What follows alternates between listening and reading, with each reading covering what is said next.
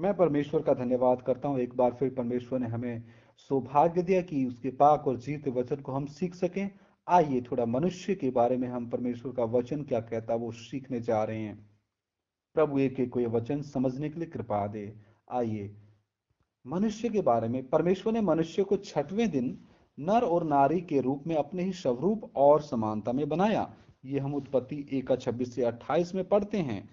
वे परमेश्वर का आदर और महिमा को दिखाने के या उसको प्रतिबिंबित करते थे। क्या करते थे? और उन्हें सारी सृष्टि पर हुकूमत दिया गया था। यानी कि आदम और हव्वा परमेश्वर का जो आदर और महिमा को दिखाते थे सारी सृष्टि के सामने। देखने को मिलता था कि परमेश्वर ने आदम और हव्वा को अपने ही स्वरूप और समानता में बनाया है।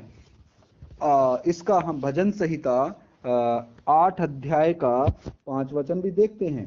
भजन संहिता 8 अध्याय 5 वचन, आइए मेरे साथ निकालें। भजन संहिता 8 अध्याय 5 वचन।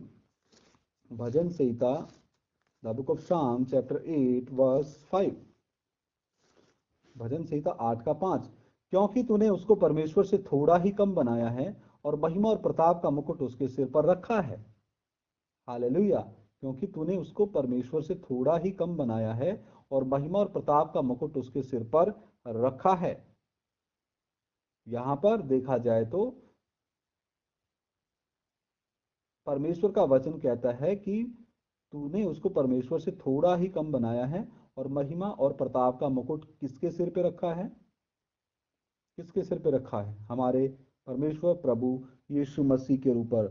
क्योंकि प्रभु यीशु मसीह को भी मनुष्य का पुत्र के रूप में बताया गया है और लिखा गया है। और प्रभु यीशु मसीह मनुष्य के पुत्र के रूप में इस पृथ्वी पे हमारे पाप और श्रापों के लिए जान देने के लिए आए। उत्पत्ति 1:28 भी हम देखते हैं। उत्पत्ति पहला अध्याय का 28 वचन।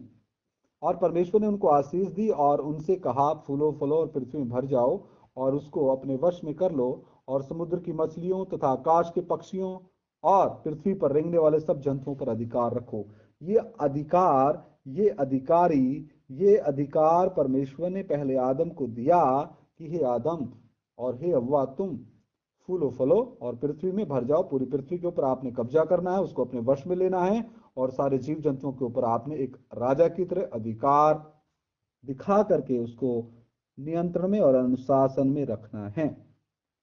तो परमेश्वर ने मनुष्य का जो शरीर है, उसका व्यक्तित्व है और उसका जो आत्मिक स्वरूप अपने ही स्वरूप और समानता के अनुसार परमेश्वर ने बना। इस कारण से मनुष्य के अंदर 3 चीजें, बाहर से देखने में शरीर है, फिर अंदर प्राण है, फिर अंदर आत्मा है। उत्पत्ति 2:7 भी हम देखते। तब यहोवा परमेश्वर ने आदम को भूमि की मिट्टी से रचा और उसके नथनों में जीवन का श्वास फूंक दिया। श्वास को यहाँ देखने में परमेश्वर का जो श्वास है वो आत्मा, परमेश्वर की आत्मा को भी बताता है और आदम जीवित प्राणी बन गया। हालेलुया। आगे हम देखते हैं अय्यूब 32:8 क्या कहता है। Ayyub 32:8, the book of Job chapter 32 verse 8। Ayyub 32:8। Ayyub 32:8। परंतु मनुष्य में आत्मा तो है ही। क्या है मनुष्य में? आत्मा, सर्वशक्तिमान की दी हुई सांस जो उन्हें समझने की शक्ति देता है। जो उत्पत्ति 2:7 में हमने देखा कि परमेश्वर ने अपने श्वास को फूंका और वो मिट्टी का पुतला जीवित हो गया। हालेलुया। तो वो परमेश्वर की आत्मा जो ही उस मिट्टी के पुतले में, नाकों में, नथनों में फूंकी गई, तो उस मिट्टी के पुतले में सारी चीजें जो हमारे वर्तमान शरीर में हैं वो बन गई। हालेलुया। इसलिए लिखा गया कि परमेश्वर की आत्मा उसके नथनों में फूंकी गई, परमेश्वर का श्वास उसके नथनों में फूंका गया और वो जीवित प्राणी बन गया। हालेलुया। अभी हम आगे देखते हैं सबोपदेशक 11:5 भी देखते हैं। सबोपदेशक 11:5। ये सारे जो अभी तक वर्ष पढ़ी पुराने नियम से संबंध रखती हैं। सबोपदेशक 11वां अध्याय का 5 में पढ़ रहा हूं। जैसे तू वायु के चलने का मार्ग नहीं जानता और किस रीति से गर्भवती के पेट में हड्डियां बढ़ती हैं, वैसे ही तू परमेश्वर का काम नहीं जानता जो सब कुछ करता है। तो परमेश्वर ने एक मनुष्य के शरीर को मां के गर्भ में रचा है। किस रीति से किस रीति से गर्भवती के पेट में हड्डियां बढ़ती है हमें नहीं पता, लेकिन परमेश्वर को पता है। जबूर 139 का, जबूर 139 में भी परमेश्वर का वचन कितना स्पष्ट कहता है। भजन संहिता 139 में, 139 का 15 वचन में पढ़ रहा हूं, 15-16। जब मैं गुप्त में बनाया जाता और पृथ्वी के नीचे स्थानों में रचा जाता था, तब मेरी हड्डियां तुझसे छिपी ना थी। मनुष्य से तो वो छिपी हुई हैं। आजकल आधुनिक मशीनों के कारण हम उनको देख सकते हैं, लेकिन परमेश्वर कि उस समय में जब दाऊद प्रभु का दास ये वचन पवित्र आत्मा के द्वारा लिख रहा था, तो कह रहा है कि जब मैं गुप्त में बनाया जाता और पृथ्वी के नीचे स्थानों में रचा जाता था, तब मेरी हड्डियां तुझसे छिपी ना थी। मां के गर्भ को पृथ्वी के नीचे स्थानों की भी संज्ञा दी गई है। तेरी आंखों ने मेरे बेडोल तत्व को देखा, और मेरे सब अंग जो दिन दिन बनते जाते थे, वे रचे जाने से पहले तेरी पुस्तक में लिखे हुए थे। तो यहाँ भी परमेश्वर का वचन मनुष्य के बारे में बताता है। सबोपदेशक 12 का 7 भी हम देखते हैं। सबोपदेशक 12 का 7, सबोपदेशक 12 अध्याय का हम 7 वचन भी देख लेते हैं। तब मिट्टी ज्यों की त्यों मिट्टी में मिल जाएगी, और आत्मा परमेश्वर के पास जिसने उसे दिया लौट जाएगी। तो आदम को किससे बनाया? मिट्टी से। उसके नथनों में क्या डाला? जीवन का श्वास। वो जीवन का श्वास क्या है? परमेश्वर की आत्मा। यहाँ परमेश्वर का वचन वचन क्या कहता है कि तब मिट्टी ज्यों की त्यों मिट्टी में मिल जाएगी, और आत्मा परमेश्वर के पास जिसने उसे दिया लौट जाएगी। ये कब होगा? जब हमारा ये पृथ्वी पर का डेरा सरी का घर गिराया जाएगा। ये कहाँ पे लिखने को, ये कहाँ पे हम पढ़ सकते हैं? आइए परमेश्वर के वचन में ये भी हम वचन देख लेते हैं। आइए मेरे साथ खोलें परमेश्वर के वचन से, हम ये भी वचन देखते हैं। Hallelujah, hallelujah, hallelujah, hallelujah, hallelujah, hallelujah, hallelujah. प्रभु के नाम की तारीफ हो। मैं प्रभु का वचन निकाल रहा हूं। Hallelujah, hallelujah. उसमें लिखा है कि जब हमारा ये पृथ्वी पर का डेरा सरी का घर गिराया जाएगा, तो हमें स्वर्ग में क्या मिलेगा? एक नया घर मिलेगा। हालेलुया। वो वचन, हालेलुया। तो वहां पे क्या मिलेगा? एक नया घर मिलेगा, और उस नए घर को हम पहनने की ही आशा में रहते हैं। कौन से घर की? जो स्वर्गीय घर को पहनने की आशा में ही हम हैं, कि हम वो स्वर्गीय घर पहन लें। हम उतारना नहीं, पहनना चाहते हैं। मैं वो वचन निकाल रहा हूं।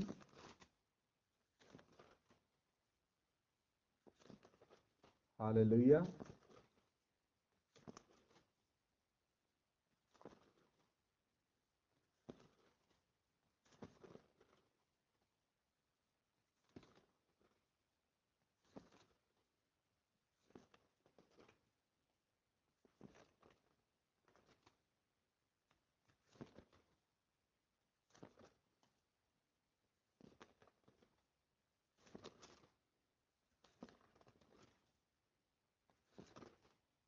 माफी चाहता हूँ, थोड़ा समय लग रहा है।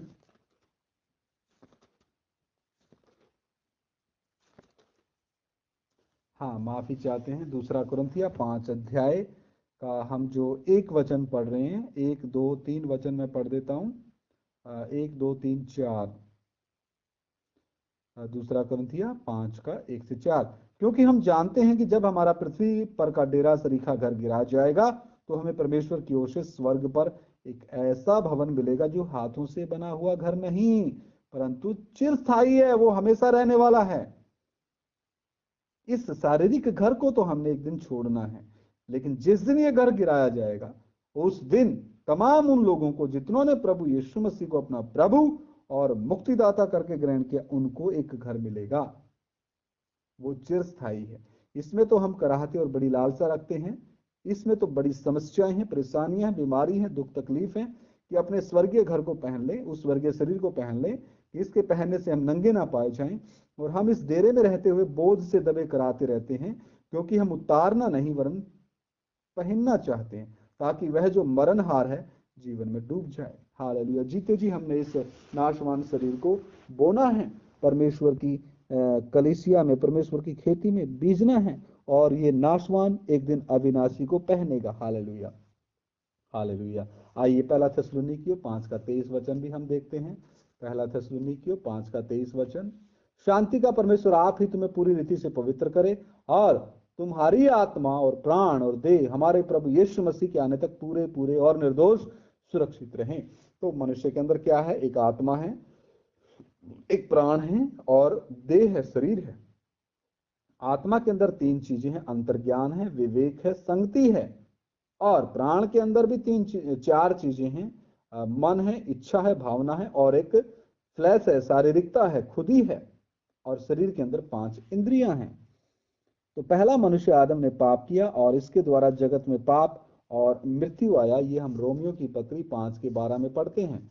रोमियो की पत्री 5 अध्याय का जो 12 वचन हम देखते हैं। इसलिए जैसा एक मनुष्य के द्वारा पाप जगत में आया, और पाप के द्वारा मृत्यु आई, और इस रीति से मृत्यु सब मनुष्यों में फैल गई, क्योंकि सबने पाप किया है।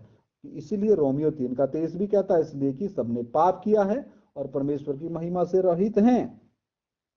परमेश्वर का वचन बताता कि आदम में सभी ने पाप किया है, इसलिए मृत्यु हर मनुष्यों पर आ गया। ऐसा हमने रोमियो 5:12 में पढ़ा है।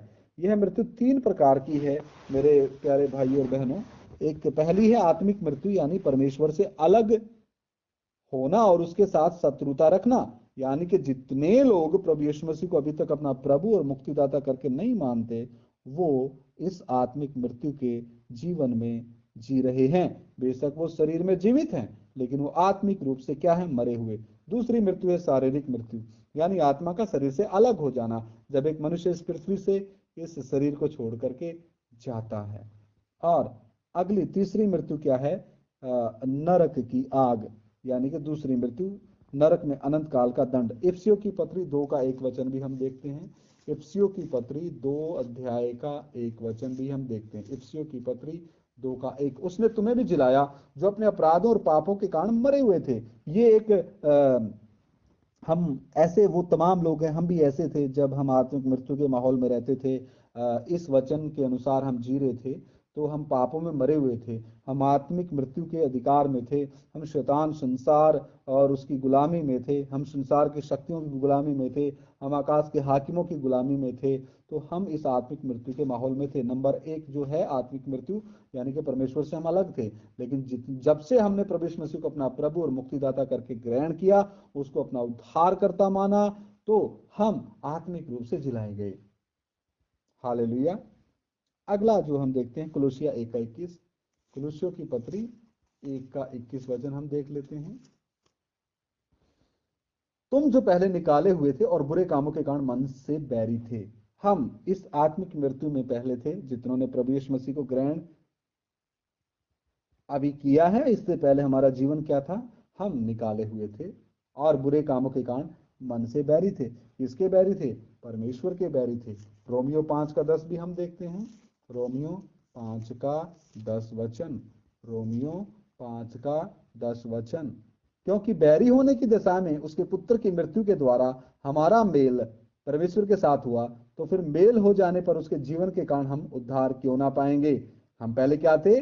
बैरी थे, और बैरी होने की दशा में उसके पुत्र की मृत्यु, कौन से पुत्र की? प्रभु यीशु मसीह की मृत्यु के द्वारा हमारा मेल किसके साथ हुआ? परमेश्वर के साथ हुआ। तो फिर मेल हो जाने पर उसके जीवन के कारण हम उद्धार क्यों ना पाएंगे? हालेलुया। तो हम अभी ऐसा वचन को मानने के द्वारा इस पहले आत्मिक मृत्यु के माहौल से निकल गए। हालेलुया। क्योंकि जीवन और मृत्यु की कुंजियां प्रभु यीशु मसीह के पास हैं। हालेलुया। प्रकाशित वाक्य 21:8 भी हम पढ़ते हैं। प्रकाशित वाक्य 21:8, परंतु डरपोकों और अविश्वासियों और घिनौनों और हत्यारों और व्यभिचारियों और टोनों और मूर्ति पूजकों और सब झूठों का भाग उस झील में मिलेगा जो आग और गंधक से जलती रहती है। यह दूसरी मृत्यु है। ये दूसरी मृत्यु मतलब तीसरी प्रकार की मौत। ये हमेशा की मौत है, हमेशा की मौत है, ये हमेशा की मौत है। जितने प्रभु यीशु मसीह को अपना प्रभु और मुक्तिदाता ग्रहण नहीं करेंगे, वो इस दूसरी मृत्यु के शिकार में आएंगे। हालेलुया। मनुष्य पाप के दंड के कारण क्या हो गया? मरणहार हो गया। और पवित्र शास्त्र परमेश्वर का वचन बताता मांस और लहू आत्मिकता में प्रवेश नहीं कर सकते।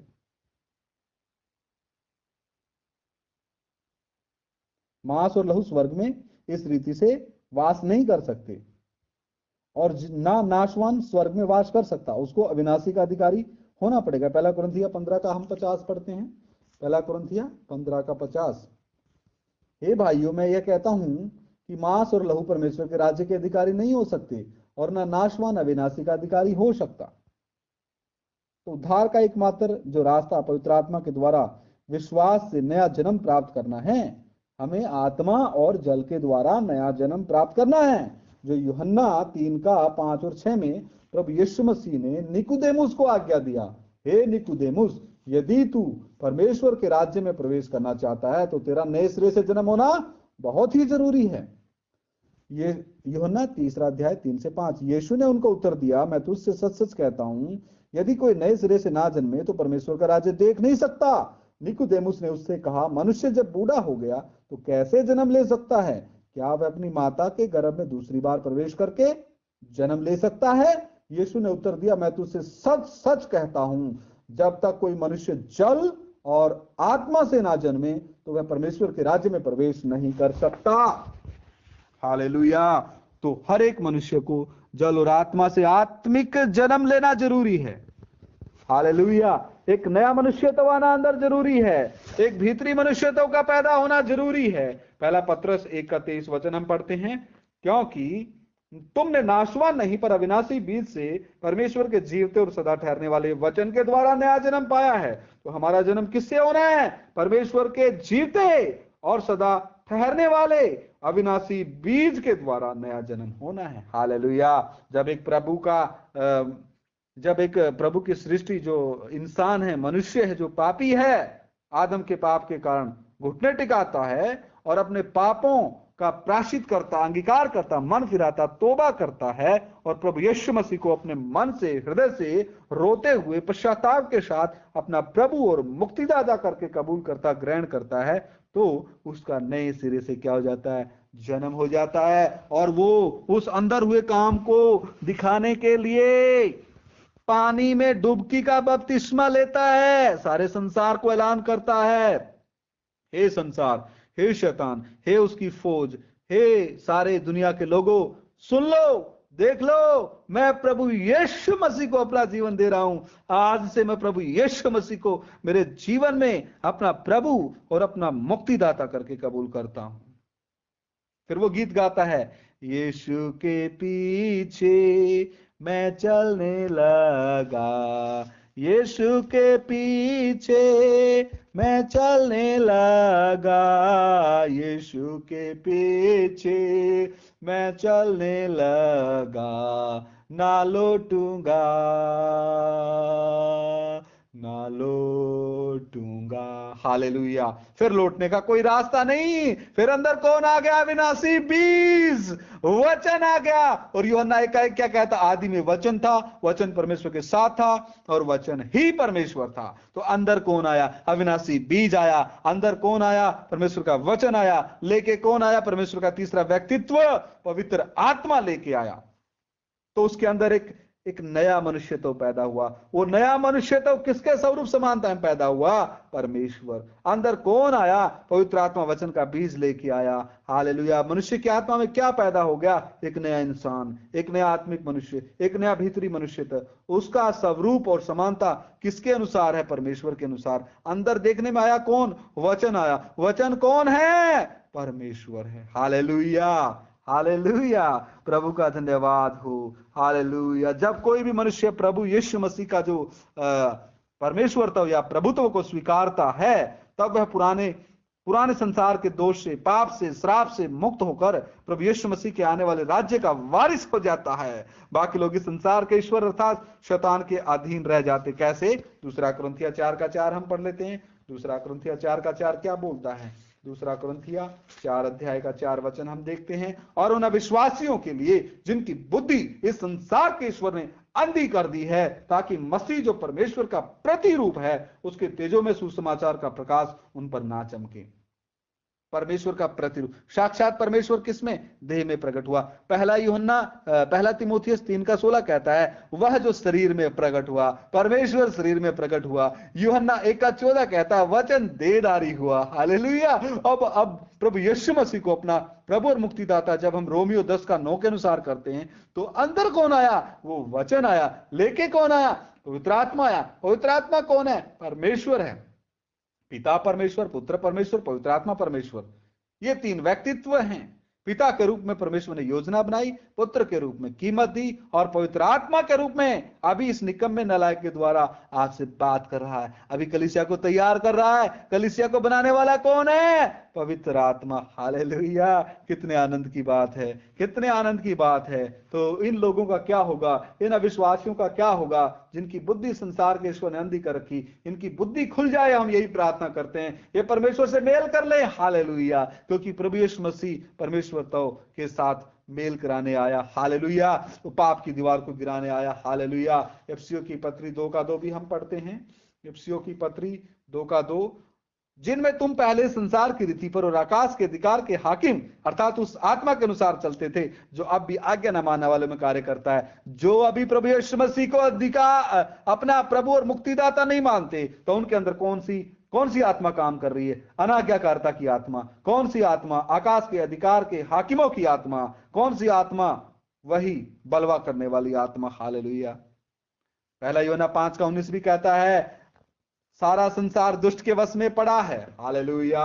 हालेलुया। तो परमेश्वर का धन्यवाद हो, परमेश्वर ने हमारी आंखें खोल दी। प्रभु तेरा धन्यवाद, आपने मसीहा का भेद मुझ पर प्रकट कर दिया। हालेलुया।